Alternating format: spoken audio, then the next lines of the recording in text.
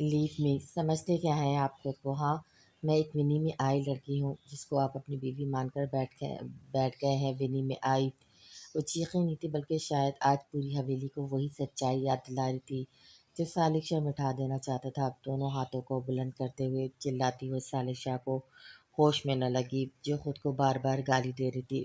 Mrs Salik Shah don't انکشر شہادت سے ان سے وارن کرتے ہوئے لہجے پر پرسکون رکھ گیا، مگر اس میں موجود وارننگ پر وہ خاموش نظر سے اسے دیکھے گئے۔ وہ شخص الگ تھا یا فریب تھا، وہ اب تک سمجھ نہ پائی۔ ایک فینی کے لیے اتنی نرمی کیوں؟ آج آپ کو بتانا ہوگا۔ پھر اگلے ہی پل وہ صالح شاہ کو جسم میں شعلے بھڑکا گئی تھی۔ جبرے بیچے وہ اس کے ہاتھ دیکھنے لگا جو اس کے گریبان پر جمے تھے۔ کیا چاہتی ہو نامرد ہونے کی مثال قائم کر دوں؟ جھٹکے سے اس کے بال جکڑتے وہ اس کے چہرے پر دھاڑا تو گل کو سانس لینے میں دشواری ہونے لگی۔ ایک خوف نے پورے جسم میں سرایت کی گئی تھی، ایسا خوف جس سے اب اس کا جسم ہلکا ہلکا کانپنے لگا تھا۔ اسے ڈارک لہجے نے گل رخ کو اندر سے کانپنے میں مجبور کر دیا۔ کوئی بھی مرد یہ جانتے ہوئے اس کے گھر پر وار کرنے والی کے رشتہ دار سے یوں ہمدردانہ رویہ رکھے کہ میں کیسے ایکسیپٹ کر لوں؟ اور یہاں وہ اسے سمجھاتے ہوئے لہجے پر سکون کر گیا۔ اپنی نظروں کو اپنی سخت دل کو قابو میں لاتے وہ اسے تکے جو اسے اپنے الفاظوں سے پاور کروا گئی کہ آخر اسے مسئلہ یقین کا تھا۔ اصل کھیل ہی اس کہانی میں ان کرداروں پہ یقین کا تھا۔ یعنی وہ یقین کرنا چاہتی تھی، مگر اس کی اپنی ذات سوال یا نشان بنتی بیچ میں آ جاتی تھی۔ ایسے مت کرو لڑکی، مجھے تم سے عشق ہو جائے گا، اور صالح شاہ کا عشق نہایت خطرناک ثابت ہو سکتا ہے تمہاری ننھی سی جان کے لیے۔ کان کے قریب بھاری سرگوشی اور وہ بے ساختہ اس کی شرٹ کا کالر دبوچ گئی۔ ایک ہاتھ سینے پہ رکھے وہ ہلکی ہلکی کانپ رہی تھی۔ جتنی بہادر سہی یوں ایک شخص کے اتنی نزدیکی نے اسے ڈرا دیا، وہ شخص جس کا اس پہ پورا حق تھا۔ آپ پیچھے ہوں، وہ بہادر لڑکی بولتے ہوئے ٹوٹے الفاظوں کا بمشکل سہارا لے پائے۔ ہمارے بیچ ہر چیز امپاسبل ہے۔ اس کے کچھ فاصلے پر ہوتے ہی وہ بولی، جبکہ وہ اپنی نگاہوں سے جیسے اس کا ایکسرے کرنے میں مصروف تھا۔ تبھی گل نے اس کے قدم دوبارہ اپنے قریب آتے محسوس کیے۔ وہ بھاگ جانا چاہتی تھی، مگر کوئی اندیکھی سی طاقت نے اسے جکڑا ہوا تھا۔ I am love with this impossibilities of us, پرسرار آواز میں کہے ان الفاظ پر وہ پہلو بدل کر رہ گئے۔ آپ ہار جائیں گے، دیکھنا یہ 2 دن کی خوش فہمی کہ اپنی فیملی کے سامنے آپ مجھے ہر وقت ڈیفائن کر سکتے ہیں۔ آپ کی ہمدردی ان کی نفرت کے آگے کچھ نہیں۔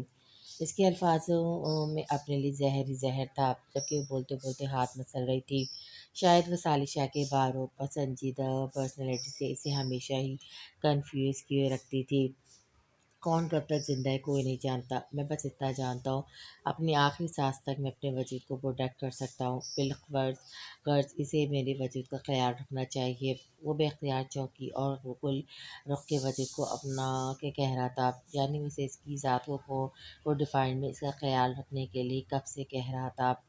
وہ یا تو پاگل ہو چکی تھی یا صالح شاہ کے آگے اس کا دماغ چلنا ہی بند ہو جاتا تھا۔ اس کے کہے الفاظ سے عجیب سی لہر جسم میں دوڑی جس کو وہ جھٹک دینا چاہتی تھی، مگر ناممکن تھا۔ وہ اس کے وجود پہ چھا رہا تھا۔ ابھی تو بمشکل 2 دن ہی ہو گئے تھے، مگر وہ شخص 2 دنوں میں بھی اس کی جان حلق میں لے آیا تھا۔ صالح شاہ کی خوشبو اس کے وجود سے جڑنے لگی تھی، ایسی خوشبو نہ خود کو صاف کرنے سے جاتی، نہ سانس بند کرنے سے۔ اس کی خوشبو جیسے اس کے وجود سے گھلنے لگی تھی۔ وہ اس کے گال کو تھپک کر باہر نکل گیا، اور کتنے لمحے وہ اس بند دروازے کو بے چینی سے تکے گئی۔ نہ جانے کیوں، مگر صالح شاہ اس کے دماغ پر خود کو حاوی کر گیا تھا۔ نہ جانے رات کا کس پہر میں اس کی آنکھ پیاس کی شدت سے کھلی۔ آنکھوں کو کھولنے پر کمرے میں اندھیرا ہی اندھیرا تھا۔ کچھ دیر لگی ہوش سنبھالنے میں، تو اسے علم ہوا کہ وہ تو شیر دل کے ساتھ کار میں تھی، شاید سو گئی تھی، مگر اس وقت تو کس اندھیری جگہ تھی۔ بے چینی، ڈر اور پھر خوف، ہاتھ پیر مارتی وہ خود کو زندہ محسوس کر کے خوف سے کانپنے لگی۔ وہ کہاں تھی؟ شیر اسے ٹاس کرنے کو کسی زندان گھاٹ میں لے آیا تھا۔ مما بابا، بابا، شیر۔ ماں باپ کی ہر پکار دیواروں سے ٹکرا کے بے صوت لوٹ آئی۔ ان لوگوں نے تو روکنے کی کوشش بھی نہیں کی تھی، انہیں تو اپنی بیٹی سے کیا وعدہ بھی یاد نہ آیا تھا۔ بے اختیار اس کی زبان سے ٹوٹ پھوٹ کر سنگ دل کا نام نکلا۔ دوسری جانب لیمپ کی روشنی میں بیٹھا، وہ لیپ ٹاپ گود میں رکھے نہایت ہی مصروف سا اپنے کام میں مشغول تھا، جب اچانک اس کی خوفزدہ اور آواز پر چونکا۔ اس کا کمرہ شیردل کے کمرے کے ساتھ ہی تھا۔ ایک پکاروں پہ کئی پکارے، مگر آخری اس کی پکار پر وہ فوراً سے باہر کی جانب بھاگا۔ کمرے کا دروازہ کھولتے اس کی نگاہ بیڈ پر گٹری بنے اس وجود پر گئی۔ اچانک روشنی پر بھی وہ ہوش میں نہ آئی، خوف ہی خوف جو اس کے گرد اپنا پہرا کیے بیٹھا تھا۔ دروازہ کھلنے اور پھر قدموں کی چاپ نے جسم کے رونگٹے کھڑے کر دیے۔ شیر پلیز ہیلپ۔ شیردل نیچے کو جھکا تو سلف نازک کی زبان سے اپنا نام سنتے عجیب سی وحشت نے اپنے لپیٹ میں لے لیا۔ ہے یہاں دیکھو، کندھے پہ ہاتھ رکھ کر پکارتا، اسے اپنی موجودگی کا احساس دلانے لگا۔ جب اچانک بے ساختہ ہی وہ بچوں کی طرح اس کی پکار پر اس کے سینے سے لپٹ گئی۔ اپنے سینے سے لگی اس لڑکی کو دیکھ کر شیر نے کندھوں سے تھامتے دور کرنے کی کوشش کی، مگر بے سود۔ وہ اور مضبوطی سے اس کے ساتھ چمٹ گئی، جیسے وہ ہر خوف سے اسے باہر نکال لینے والا تھا۔ اندھیرا ہے، پر پلیز بچا لو۔ آنکھیں بند کی ہلکی آواز میں بڑبڑاتی اسے بتا گئی۔ آخر وہ کس وجہ سے خوفزدہ تھی۔ ریلیکس پارسا، دل اس کے پاس بیٹھے وہ بیٹ گراؤنڈ سے ٹیک لگاتے، اس کے پیٹ نرمی سے سلاتا کسی بچے کی طرح سے پچھاڑنے لگا۔ کچھ لمحوں بعد اس کی بھاری سے اندازہ ہو گیا سانسوں سے اندازہ ہو گیا کہ وہ سو چکی تھی۔ شاید اس لڑکی میں اب بھی وہ بچپن کی چھوٹی سی لڑکی زندہ تھی جو روتے روتے سو جاتی تھی۔ ٹھنڈک نے جیسے ہی شیردل کو اپنے لپیٹ میں لیا، وہ اور اوپر ہوتا لیمپ بھی آن کر گیا، جو اب تک وہ پارسا کی وجہ سے کرنا بھول چکا تھا۔ لیمپ کی روشنی اس کمرے میں پھیلی تو کمرہ دکھائی دیا۔ بلینکٹ اٹھا کر ٹانگیں اوپر کرتے وہ ایزی سا ہو کر بلینکٹ خود پر بھی اور پارسا پہ پوری طرح ڈال کر اسے ٹھیک سے خود سے لگا گیا۔ یہ تو طے تھا وہ لڑکی جاگنے سے پہلے تک شیردل کو اپنے وجود سے دور نہیں کرنے والی تھی۔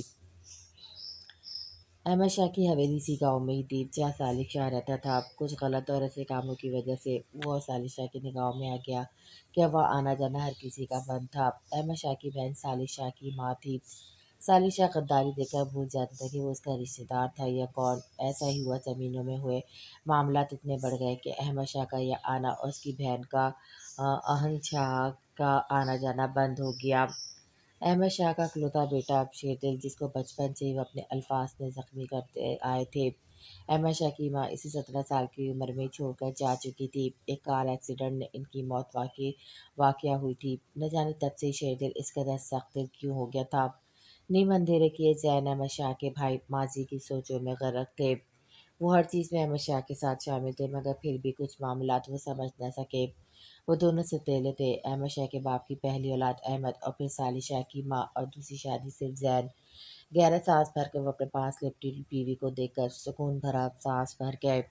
روتے روتے وہ بمشکل ہی سوئی تھی، مگر وہ کیا کرتے، وہ اس کا شوہر تھا، وہ روک نہیں سکے۔ اسے ماں تھی، تبھی ممتا بار بار سلگ سی رہی تھی۔ یہ نکاح احمد شاہ کی منتوں پر ہی تو کیا تھا۔ اگر ذرا بھی واقف ہوتے ایسا کچھ ہوگا، وہ ہرگز نکاح نہیں کرتے۔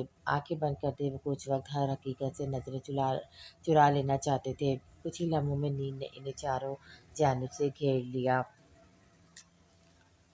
پارسا کو سینے سے لگائے نہ جانے کب شیردل کی آنکھ لگی، جب اچانک نیند میں سے محسوس ہوا اس کے سینے میں کچھ رینگ رہا تھا، اور کوئی مدھم سی پیاری سی آواز بہت قریب سے آتی جیسے جگانا چاہتی تھی۔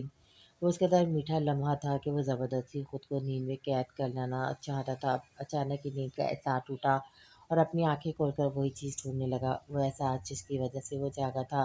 جب اچانک اسے پارسا کی مدھم باریک سی کانپتی ہوئی آواز بہت نزدیک سے محسوس ہوئی۔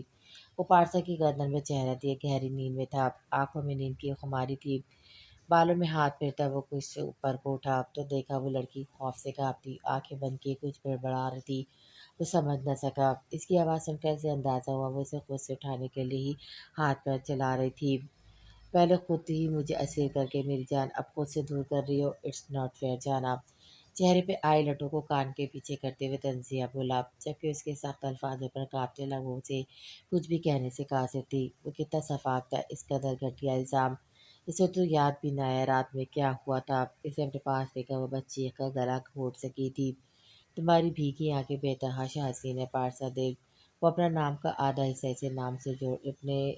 اس کے نام سے جوڑ رہا تھا، جبکہ وہ حیران رہ گئی۔ وہ اس کی بھیگی آنکھوں کو خوبصورت کہہ رہا تھا۔ کیا اسے روتے ہوئے درد اور اذیت میں اچھی لگتی تھی؟ اسے چھوڑے پلیز۔ بمشکل وہ اس کے سینے پہ ہاتھ رکھ کر پیچھے کی جانب دھکیل کر بول پائی۔ الفاظ ٹوٹے پھوٹے تھے جس پر وہ طنزیہ مسکراتا نیچے کی جانب جھک کر سرگوشی نما اور آواز میں بولا، soulmate don't have others sweetheart. وہ بھاری سرگوشی سے اس کے اوسان خطا کرنے کے لیے کافی تھے۔ وہ اپنے خاندان کی واحد لڑکی تھی جو شیر دل سے خوف کھاتی تھی، اس قدر کہ اس کے نام پر بھی وہ سانس لینا بھول جاتی تھی۔ اس پر وہ اس کے سامنے تھا، وہ ڈر رہی تھی اگر کچھ بھی بولتی تو وہ کہیں اس کا گلا ہی نہ گھونٹ دیتا۔ اسے بے ساختہ وہ لمحہ یاد آیا جب وہ اونچی آواز میں اس کے بھائی کا گلا گھونٹنے لگا تھا۔ بے شک وہ چھوٹا تھا مگر شیر دل نے یہ بھی لحاظ نہیں کیا تھا۔ وہ دن اور آج کا دن وہ اس سے اتنا خوف کھاتی تھی کہ اب ہر کوئی شیر دل کا نام لے کر اسے چڑھانے لگا تھا۔ وہ ایک شاندار گھر تھا، ہر چیز سے سجا خوبصورت تھا، جس میں ضرورت سے زیادہ ہر چیز موجود تھی۔ شیر جب اپنے کمرے میں گیا تب اس نے ڈرتے ڈرتے باہر قدم رکھے تھے۔ حیرانی مگر وہ پہچان نہ سکی۔ اس نے آج تک یہ گھر نہ دیکھا تھا اور سوال کرنے کی ہمت نہیں تھی کہ اس سے پوچھ لیتی یہ کس کا گھر تھا۔ گھر کے معاملے میں وہ کبھی بھی دلچسپی نہیں رکھتی تھی، مگر شیر دل کا ٹاپک ہر کوئی مزید لے کر شروع کرتا تھا۔ سب کی زبان پر اس کے خلاف ہی باتیں شروع سے رہی تھی، شاید اس کے تایا کی وجہ سے۔ خوبصورت لان میں ننگے پاؤں گھاس پہ چلتی، وہ گزرے وقت کو یاد کرتی، اس قدر مگن تھی کہ وہاں آئے شیر دل کی موجودگی کا اسے علم ہی نہیں ہوا۔ بلیک ٹراؤزر اور وائٹ شرٹ پہنے، جیبوں میں ہاتھ ڈالے، وہ اپنی پرسرار نگاہ اس لڑکی پہ گاڑے کھڑا تھا جو پھولوں کے درمیان کھڑی کھوئی کھوئی سی تھی۔ اس کا کوئی بھی ضرورت کا سامان یہاں موجود نہیں تھا، تبھی وہ اب تک رات والے کپڑوں میں ہی ملبوس تھی۔ سادہ سیاہ رنگ کی شلوار قمیض اس پر کافی جچ رہی تھی، پٹیالہ شلوار کے ساتھ شارٹ شرٹ جو گھٹنوں کو چھو رہی تھی۔ ایسے میں سیاہ شال جو اس کے کمرے میں رکھ کر آیا تھا، اسی شال کو اڑے سر پر دوپٹہ جمائے جس سے کچھ لٹھیں باہر کو نکلتی اس کے چہرے کے گرد طواف کر رہی تھی۔ گلابی ہونٹوں کو چباتی ہوئی بے چین ہوئی تھی، جسے اسے شیر دل کی موجودگی کا احساس ہو گیا تھا۔ کئی قتل کیے ہیں، دل چاہتا ہے کہ ایک قتل حسینہ کا بھی جان اپنے ہاتھوں سے لوں۔ کان کے قریبی سرگوشی نے اس کے پیروں سے جیسے زمین کھینچی۔ قتل توڑ پھوڑ کر بولتی اس کے اچانک کھینچنے پر اس کے چوڑے سینے سے جا لگی۔ شیر دل کے بال نم تھے، یقیناً وہ بھی نہا کر ہی آیا تھا۔ پارسا کا رخ اپنی جانب گھما کر وہ اس پر اپنی سرد نگاہیں گاڑ کیا۔ کر دوں؟ گلابی گال کو سلاتے وہ جس انداز سے پوچھ رہا تھا، پارسا کو اپنے زندہ ہونے پہ حیرت سی ہوئی۔ دل دھڑک بھی رہا تھا، وہ محسوس نہ کر سکی وہ کیسا پرسرار شخص تھا۔ مگر میں نے آپ کا کیا بگاڑا ہے؟ ایک لفظ وہ ٹوٹ پھوٹ کے بنا ادا نہ کر پائی۔ وہ اس کی زبان کی لڑکڑاہٹ کو محفوظ ہوتے دیکھ رہا تھا۔ کسی میں اتنی جرأت جو شیر دل کا کچھ بگاڑ سکے، اور تم تو ہو ہی اتنی سی۔ انگلی اور انگوٹھے کے درمیان انچ بھر کا فاصلہ رکھتے وہ اس کی ہائٹ پہ چوٹ کر گیا جو اس کے سینے تک آ رہی تھی۔ آپ وہ ابھی کچھ کہتی، اس کے ہونٹوں پہ انگلی رکھ گیا۔ ہر لفظ ٹھیک سے ادا کرو، سختی سے بول کر وہ انگلی ہٹا چکا تھا۔ آپ پھر سے وہ لفظ پر لڑکھڑا گئی، مگر شیر کی سخت نگاہ اسی پر تھی، جن کو محسوس کر کے وہ چپکی اختیار کر گئی۔ بولو۔ تھوڑی سی چہرہ اوپر کرتے اس کی آنکھوں میں گاڑ کیا، مگر خوف سے گھبرا کر آنکھیں ہی بند کر گئی۔ آنکھیں کھولو۔ چہرے کو ہاتھ میں دبوچتے وہ خود پر بند باندھ کر گرف میں سختی لانے سے خود کو روک گیا۔ آپ مجھے یہاں کیوں لائے ہیں؟ بولتے بولتے وہ اسے ڈر اور خوف سے دو بار بھی لڑک گئی۔ جان لینی ہے تمہاری؟ کمر کے گرد نامحسوس طریقے سے بازو باندھتا وہ اس کے چہرے کے تاثرات دیکھنے لگا۔ اس کا چہرہ خوف سے سرخ تھا، کئی پسینے کی بوندیں پیشانی پر آیا تھی۔ سردی کے موسم میں بھی پسینہ، یقیناً وہ ڈر اور خوف کے زیر اثر تھی، تبھی اس ریشم سی لڑکی کے گرفت مضبوط کرتا اسے جتلا گیا۔ اب بھی اس نے آنکھیں نہ کھولی تو وہ کچھ ضرور کر جاتا، مگر وہ اس شخص کے سامنے بولنا بھول جاتی، بجائے کہ آنکھیں کھول کر اس کی سرد آنکھوں میں دیکھتی۔ اس کی آنکھیں ہی تو اصل خوف کی وجہ تھی۔ گردن میں ہاتھ ڈال کر اس کا چہرہ اپنے چہرے کے قریب لے آیا۔ آنکھیں کھولو پارسا دل۔ انگوٹھے سے تھوڑی مسلتے اسے کانپنے پر مجبور کر گیا، مگر جھکی رہ گئی۔ مجھے جانے دیں پلیز۔ لبوں سے سسکی کے ساتھ فریاد نکلی۔ اتنی آسانی سے؟ ابھی تو میں نے کچھ کیا ہی نہیں جانا۔ اس کے تمسخر اڑاتے الفاظ اس کے ننھے سے دل کو چکنا چور کر گئے۔ وہ کیوں تھا آخر اتنا ظالم؟ اس لمحے سے احساس ہوا وہ اس سے حد سے بڑھ کر نفرت کرتا تھا۔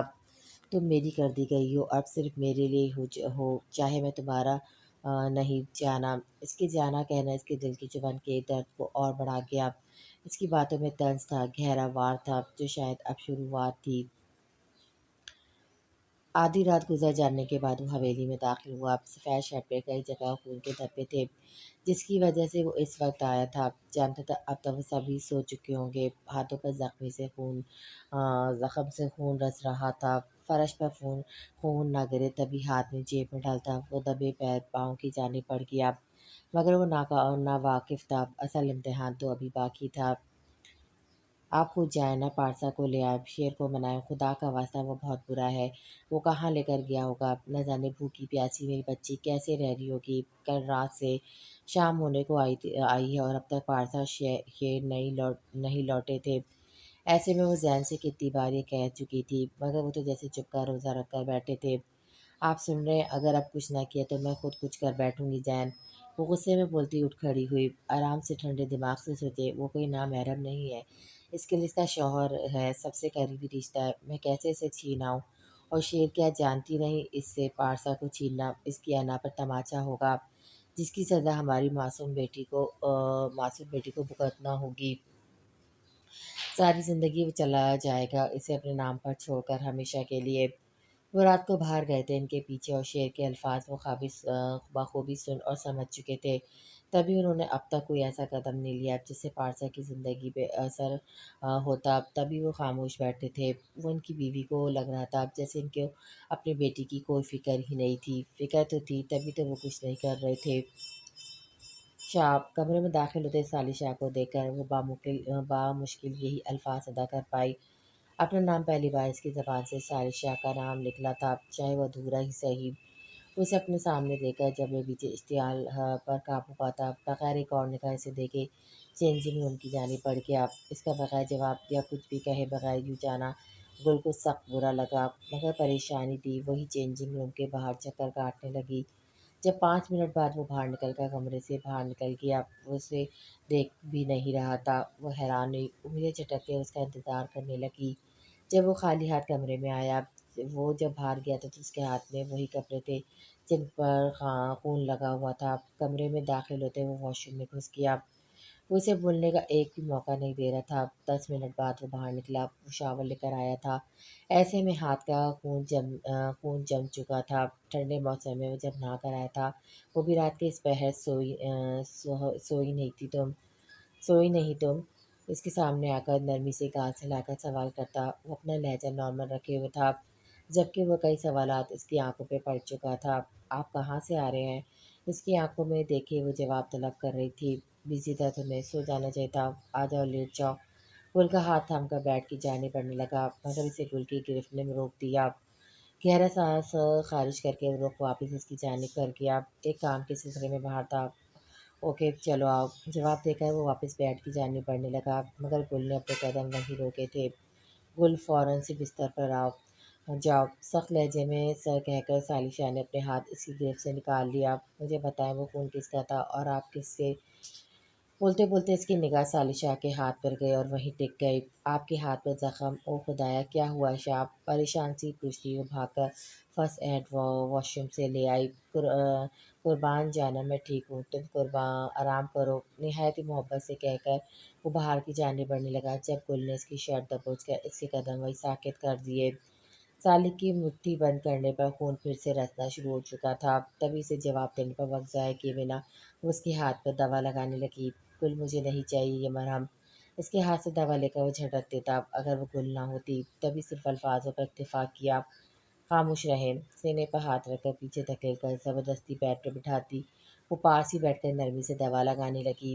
سادے سے سفید رنگ کے سوٹ میں ملبوس وہ ثالی شاہ کا ایمان خراب کر رہی تھی۔ سفید رنگ اس کی گل پر بے انتہا جچ رہا تھا، ایسے میں دوپٹہ ڈھلک کر کندھوں پر تھا، جس کی وجہ سے کیچر میں قید بال پوری طرح قید نہ ہوتے ہوئے اس کے چہرے پہ آ رہے تھے، جس کو ہٹانے کی زحمت اس نے نہ کی۔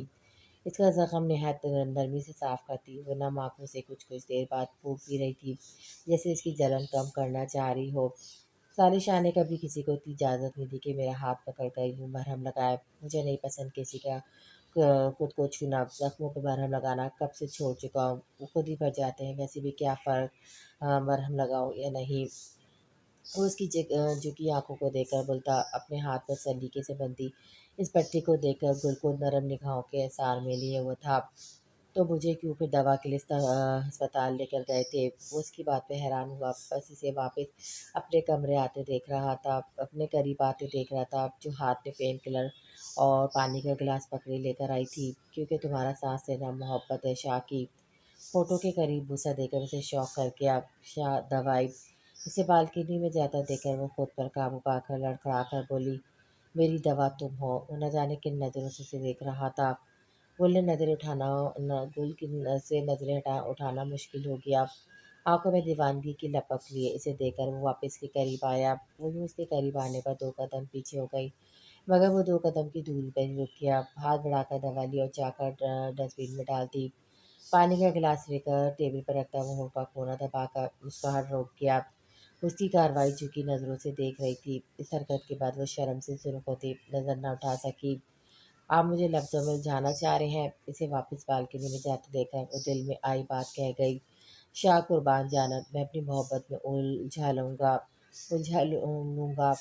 वो दीवानगी वो फिर से इन्हें नज़रों से देखकर जवाब देता बाहर निकल के, आप जैसे अब वहाँ रुकता तो शायद खुद पर काबू न पा सकता। वो एक ऐसा शख्स था, 2 दिन में क्या इसे इससे मोहब्बत हो गई थी, या क्या वो शख्स को समझने से कासिर थी।